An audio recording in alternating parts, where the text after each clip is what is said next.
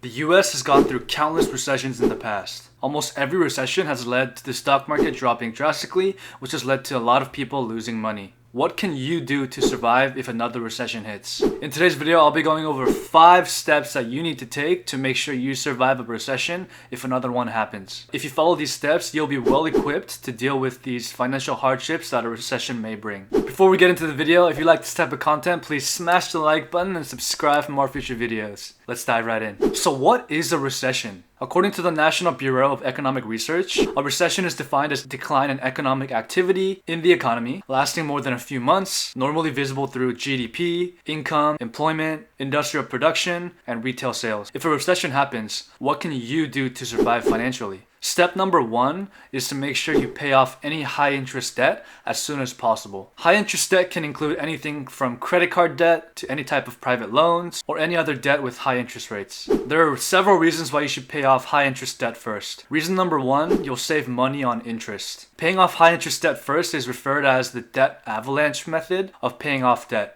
The debt avalanche method is a repayment strategy where you prioritize paying off balances with highest interest. You will continue to make payments on all your loans, but you will prioritize paying off the ones with the highest interest first. Once that's paid off, you'll prioritize the next loan with the highest interest rate, and so on and so forth until you're debt free. It's a popular debt repayment strategy since you can have a lot of savings on the interest side. Reason number 2 is that the interest won't have time to compound. Compound interest is what hurts a lot of borrowers when trying to repay their debt. That's because once a loan accrues interest, the following month's interest takes into account the new balance, which is what you owe plus the previous month's interest. That means by only making minimum payments, you can find yourself in a vicious cycle of continuous debt. But by focusing on the high interest debt and paying down the interest plus the principal each month, the interest won't have time to compound, which will save you money in the long term and it will help you pay your debt off faster. Now the question is, how can you pay off high interest debt? Try these 6 steps. Step number 1 is to create a list of all your current debts, including the amount due and your current interest rate. Order the debts from highest interest rate to lowest interest rate.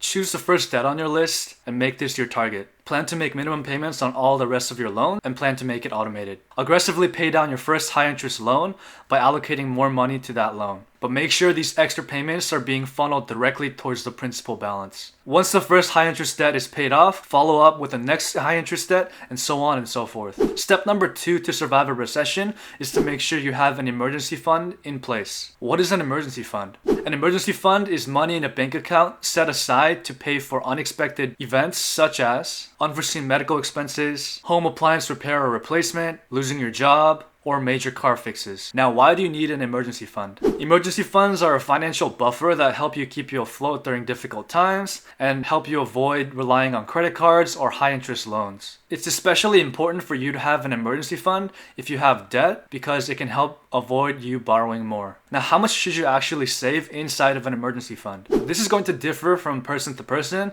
but depending on your financial circumstances, it's usually recommended that you have around 3 to 6 months worth of expenses. For me personally, I've saved up 6 to 12 months of emergency funds. For example, if you lose your job, you could use your emergency fund to pay for necessary living expenses while you find a new job or help it supplement your unemployment benefits. Now, where should you put your emergency fund? Usually a high yield savings account with a high interest rate is recommended. A crucial part of this is making sure you have easy access to this account and to the money. An emergency can strike anytime, so it's really important that you have easy access to this money all the time. Also, this bank account should be separate from your usual bank account, so you're not tempted to dip into your emergency fund.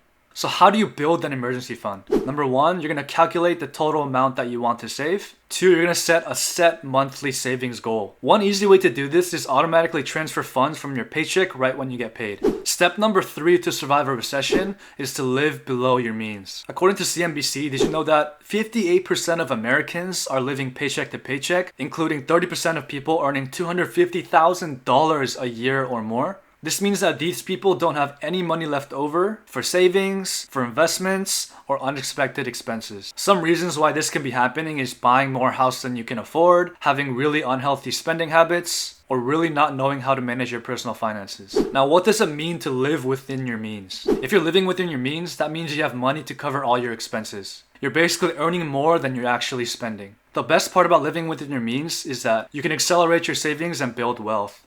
Now, how can you live within your means? Try the 50-30-20 budgeting rule. This rule allocates 50% of your income to needs, 30% to wants, and 20% to your financial goals, such as investing. Step number 4 to survive a recession is to build more income streams. If you're solely relying on one stream of income and this stream of income gets cut, what are you going to do? If you currently work for a company, there's always a chance that the company might go through some financial strain and have budget cuts, which could ultimately lead to you losing your job. For example, look at companies like Coinbase, Netflix, Tesla, and Robinhood. All these companies laid off a lot of employees recently due to financial hardships. This clearly demonstrates the need to have more than one stream of income. There are so many benefits of creating multiple streams of income. Benefit number 1, and the most obvious benefit, is it helps you make more money. Benefit number 2 is that more streams of income give you financial protection from job loss. In case of a sudden job loss, more streams of income can give you financial cushion while you look for another job. Benefit number 3 is that since you get more money from having more streams of income,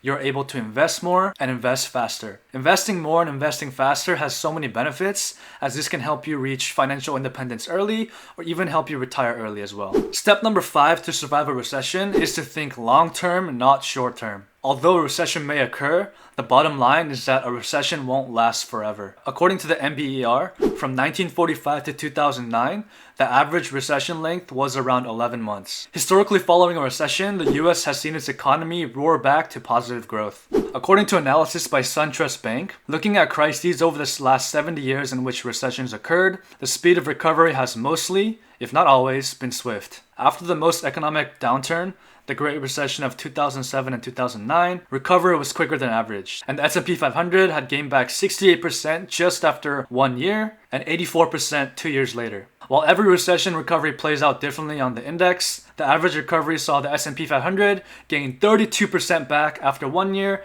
and 42% after 2 years. Now, what does this imply? Think long term. This can apply to your outlook of the future as well as your investment strategy. Personally, as I've always mentioned, I will continue to dollar cost average into well-diversified index funds and ETFs, as I know in the long term I will reap the benefits. Buying when the stock market goes down means that you're buying quality stocks, ETFs, and index funds at cheaper prices. A recession will not last forever, and there's a high chance that the US economy will bounce back even stronger in the long term. Taking steps to prepare yourself financially can take away some of the stress and worry surrounding recessions. Ask yourself this: what can I personally do to put myself in a stronger financial position so I can sleep well at night even if a recession occurs? That's it for today's video, guys. Thank you so much for watching. If you're new here, my name is Paul and I create content on personal finance, entrepreneurship, investing, and personal growth. If you learned anything through this video and you love this type of content, please smash the like button and subscribe for more future videos, as it really helps me out a lot at no cost to you. Always remember that your life is truly a masterpiece. So let's unlock that financial potential together. Thank you so much for watching, and as always, catch you guys in the next video. Peace.